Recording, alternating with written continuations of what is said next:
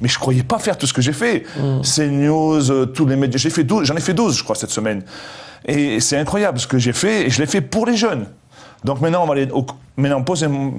on va développer pourquoi j'ai fait tout ça. Alors moi, je vous ai, comme pas mal de gens, découvert dans votre passage sur CNews.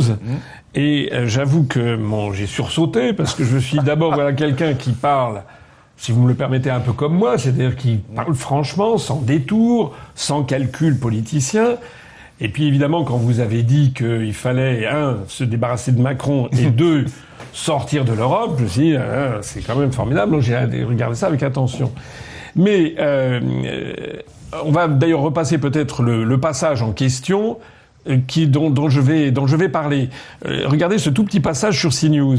Alors, s'ils ont quelle est l'issue du mouvement? Je vais la donner. C'est comme ça que ça va se terminer. Démission du gouvernement Macron et sortie de l'Europe.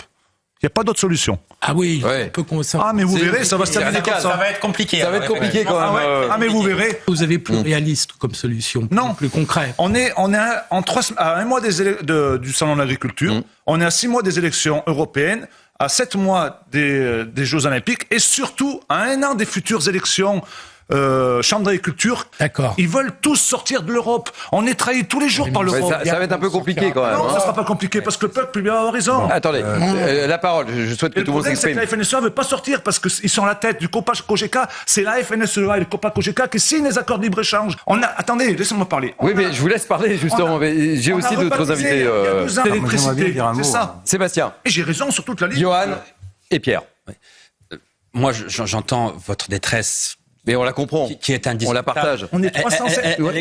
Votre colère, votre détresse, elle est tout à fait compréhensible. Je la partage très largement. Et les bon nombre de Français la partagent. La partagent. C'est bien ça le problème, c'est que les Français vont monter à Paris. Sébastien. Simplement, en ayant un discours comme celui que vous venez de tenir, je crois que c'est tout à fait contre-productif. Parce que c'est un discours qui, pardonnez-moi monsieur, n'est pas réaliste. Parce que si vous demandez aux Français s'ils souhaitent sortir de l'Union européenne, à l'évidence, ils ne le souhaitent pas. C'est d'ailleurs pour cela que le Rassemblement national a changé de position mais sur justement, ce sujet.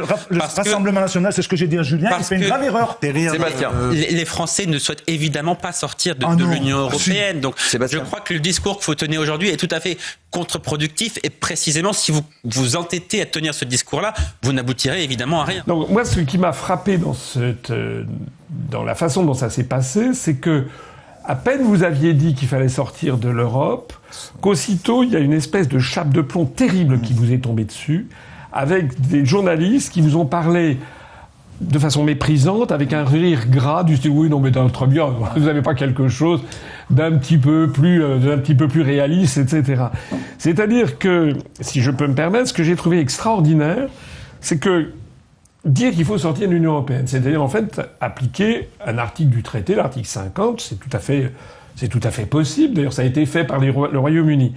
Pour eux, ils considèrent que c'est complètement irréaliste, alors qu'en revanche, donner des dizaines de milliards à l'Ukraine plutôt qu'aux agriculteurs français pour faire entrer l'Ukraine et détruire l'agriculture française, ça, c'est tout à fait réaliste. On est donc dans une espèce d'inversion du bon sens. C'est d'ailleurs le mouvement des paysans qui renversent justement les trucs. Est-ce que vous avez senti sur le plateau c'est sûr. cette intimidation qui vous est tombée dessus? Mais j'ai l'impression que j'étais le sans-culotte au milieu de ces cols blancs, parce qu'au début, ça allait super bien avant de faire le... Voilà, ils étaient contents. En plus, il y en avait un déjà qui était venu chez moi l'année dernière, il est du Puy-en-Velay, que j'étais en terrain conquis. Mais là, quand j'ai sorti ça, je les ai vus se décomposer devant moi. Et j'ai vu que j'avais créé un malaise. D'ailleurs, le lendemain, quand j'ai revu un journaliste sur un barrage, je lui ai dit alors... Je me suis présenté et je lui ai dit alors, il m'a dit, la première chose qu'il m'a dit, t'as fait un malheur parce que t'as fait énormément de vues. Mais il m'a dit, la deuxième chose, c'est que t'as créé un malaise, ils savaient plus ce qu'il fallait qu'ils fassent. Et ils ont eu une remontée de bretelles. Leur pantalon, il n'est pas prêt à redescendre, il est bien remonté là. Mais moi, j'ai parlé avec mon cœur et puis j'avais tous les atouts derrière. Il y a que 2 pays en Europe qui manifestent pas, c'est l'Angleterre et la Suisse. On peut pas dire le contraire. Qui sont l'une et l'autre en dehors de l'UE. Voilà. Le Portugal, l'Irlande, la Pologne, les Pays-Bas, l'Allemagne, ici sont tous. On est tous dans la même merde. On nous y a mis de force. Nous, on ne voulait pas y rentrer. On a fait 55, on nous y a mis. Donc 55% contre le traité constitutionnel européen en 2005. Voilà. Donc en fait...